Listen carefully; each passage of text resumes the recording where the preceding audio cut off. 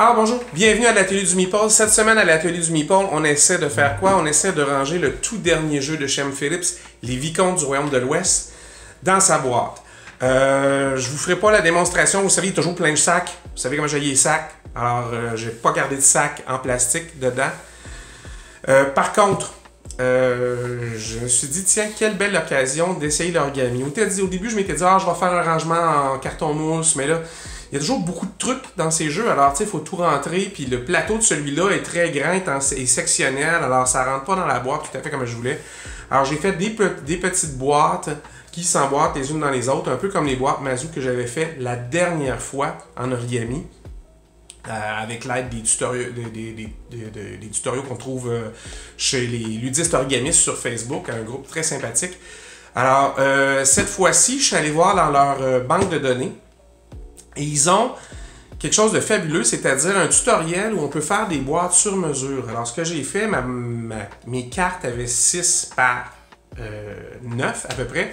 Alors, j'ai fait des boîtes de 7 par 10, parce que la boîte a 21,5 par 21,5. Alors, il y a 6 boîtes qui couvrent le fond, si vous voulez. Puis là, par-dessus, je mets les plateaux. Puis après ça, j'ai quelques petites boîtes de formats différents pour finir de rentrer les dernières affaires. Puis je pense que je vais être obligé de me servir d'un de mes fameux sacs un peu en tissu pour ranger quelques affaires, si je veux que tout entre aussi. Alors, on regarde ça ensemble.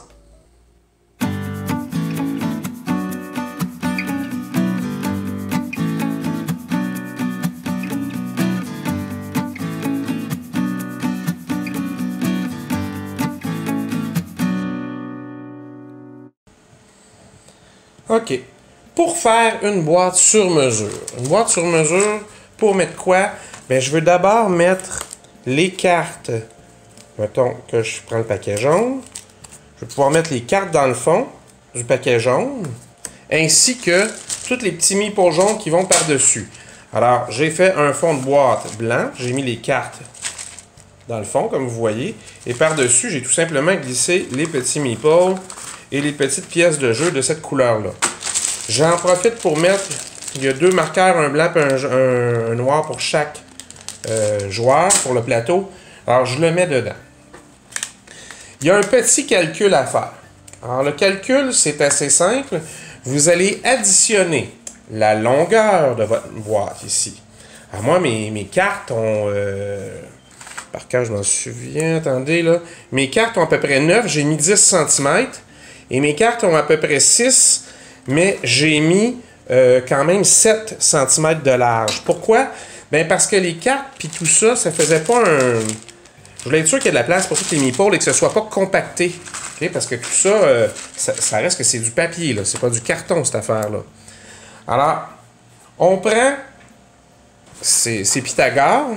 Okay? Vous prenez la longueur 10.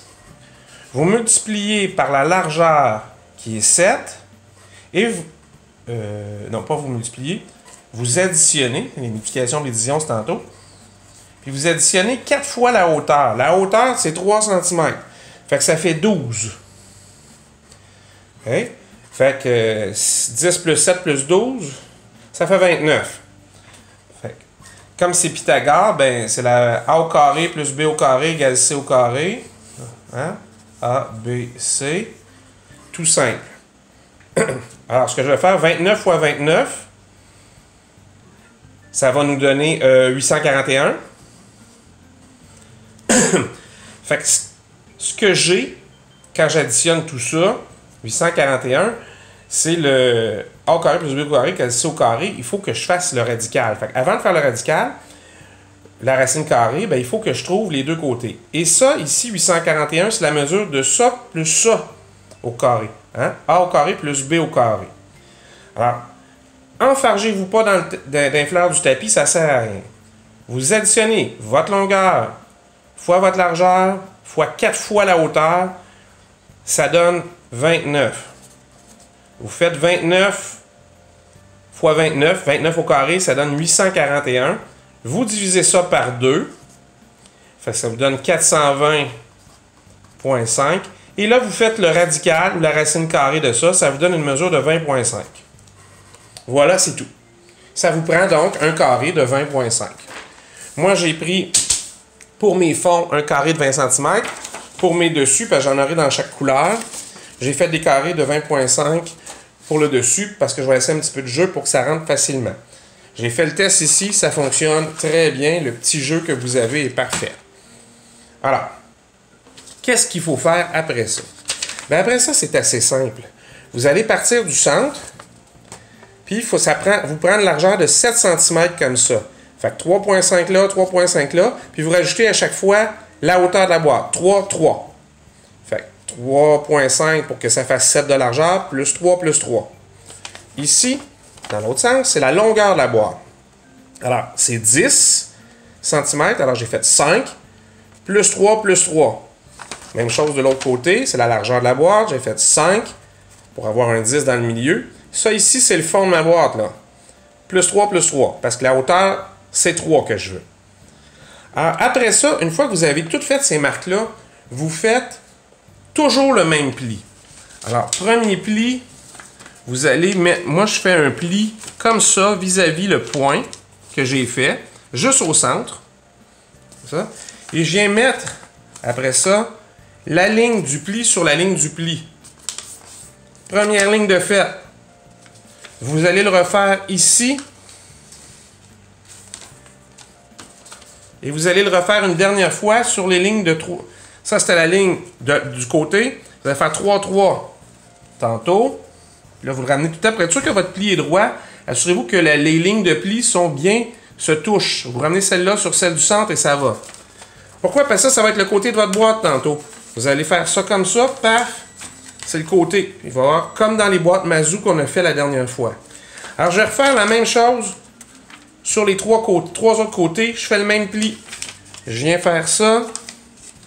Vis-à-vis. Je viens enligner le pli sur le pli. À chaque fois. Là, c'est sûr que je le fais un peu vite parce que je veux pas que la vidéo prenne des heures. Il y a plein de ludistes qui peuvent vous montrer comment faire la même chose là, sur Internet. C'est pas un problème. Alors ça aussi, ce sera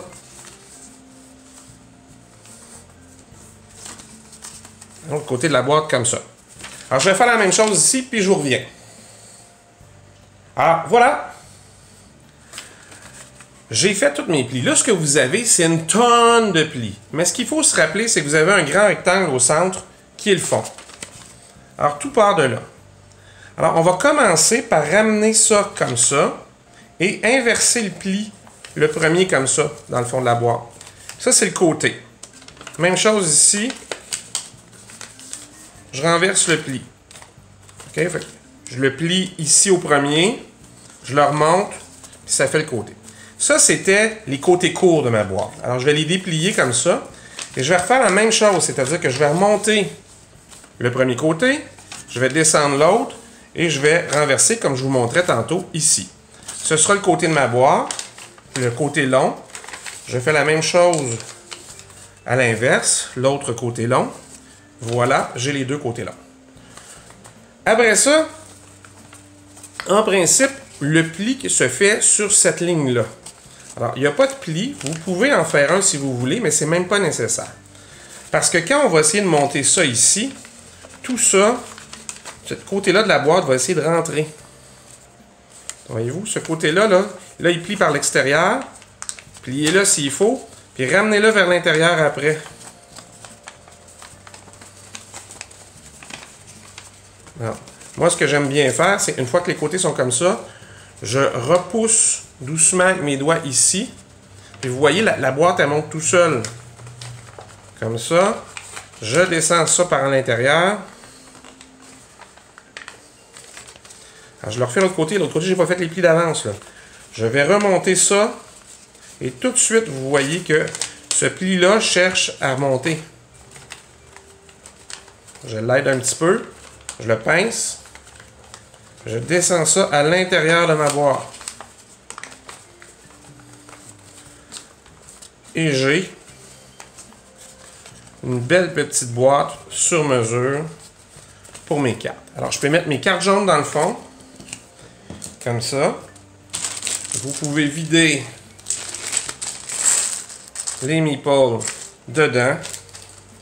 Et il reste qu'à faire le couvercle en jaune pour aller par-dessus, comme pour lui. Ça s'enlève tout seul, voilà. C'est juste une variation sur celle qu'on a fait l'autre fois. Okay? Alors, si vous savez faire la boîte Mazu qu'on a faite la dernière fois, c'est la même boîte. C'est juste que on a calculé le fond. Fait qu'on a divisé les mesures du fond. Ici, c'était 10. Fait qu'on était 5 chaque côté avec les pointes. Ici, c'était 7. Fait qu'on a mis 3.5, 3.5. Puis vous rajoutez 2 fois la largeur, la hauteur de votre boîte. Je voulais qu'elle ait 3 cm. J'ai rajouté 2 fois 3 cm. Puis vous faites les mêmes plis que la dernière fois pratiquement. Alors c'est assez simple. Alors moi je vais construire plein de boîtes parce que j'en ai une rouge, j'en ai une verte, j'en ai 2 noires. Puis après ça, il va falloir que je regarde l'espace qui me reste dans ma boîte. Mais je vais toutes faire des boîtes sur mesure comme ça pour voir ce que ça donne. Alors, on se revoit un peu plus tard. Ok, ben je vous montre. Alors après avoir fait 6 boîtes, alors une pour chaque couleur de pièces avec, comme je vous disais, les cartes en dessous et les pièces sur le dessus. Alors, il y a 4 joueurs, donc 4 couleurs, jaune, vert, rouge et bleu. Bon, c'est encore étrange que de nos jours, on mette du jaune, du vert et du rouge dans un jeu de société pour les pions. C'est pas fin pour les daltoniens, on le sait. J'ai 2 amis qui en souffrent. J'ai mis les cartes noires dans les boîtes noires, évidemment. Et j'ai rajouté aussi les quelques autres affaires, là, des petites cartes, des cartes qui vont servir pour de pointage, d'affaires comme ça, là, dedans. Puis j'ai mis les cartes du solo aussi dans le fond de ça, parce qu'il fallait bien les mettre quelque part. Après ça, ben, c'est plus compliqué qu'on pense. Ben, pas tant, là, mais... Alors, disons que... C'est dans ma boîte. Je vais mettre les plateaux de jeu, comme ça. Là, je me rends bien compte que ça et ça ont tendance à tomber. Alors, ils disent que ça peut être placé de façon plus aléatoire, mais ceux-là, c'est toujours le même dans le bois. Alors, peut-être je les collerai pour être sûr qu'il leur arrive rien. Et avant de mettre ça, je dois installer cette espèce de drôle d'affaire. Cette drôle d'affaire-là, là. Alors, ça, c'est le plateau de jeu qui est rond, puis ça va au milieu, évidemment. J'ai fait une petite boîte plus petite pour les petites cartes. Alors, c'est les cartes dette, puis les cartes... je me souviens plus du nom qu'ils leur donnent. Alors, celle-là fit bien juste ici, pour aider. Alors, j'ai fait aussi la boîte, même format que les cartes en dessous, mais plus basse, moins haute, pour mettre les tuiles comme ça. Et aussi les cartes qui restaient. Alors, les cartes qui restent, c'est les cartes de départ, c'est-à-dire les ressources avec lesquelles vous allez partir et le personnage que vous allez ajouter, le héros que vous allez ajouter à votre gang. Alors, tout ça, ça rentre presque parfaitement comme ça. Alors, il restait 2 choses à mettre dedans. L'argent. Alors, pour le moment, j'ai sorti un de mes petits sacs comme ça. Et j'ai mis l'argent de carton dedans. Mais vous vous souvenez peut-être d'avoir vu dans mes autres vidéos que j'ai, pour les jeux du Royaume de l'Ouest, une vieille bourse médiévale avec l'argent en métal que je me sers d'habitude. Alors, j'ai la même pour les 3 jeux. De toute façon, je ne joue jamais aux 3 jeux en même temps. Et ça c'est beaucoup de présence sur la table. C'est quand même assez joli. Il reste que les ressources. Puis les ressources, il n'y en a presque pas. Là. Il y a l'or.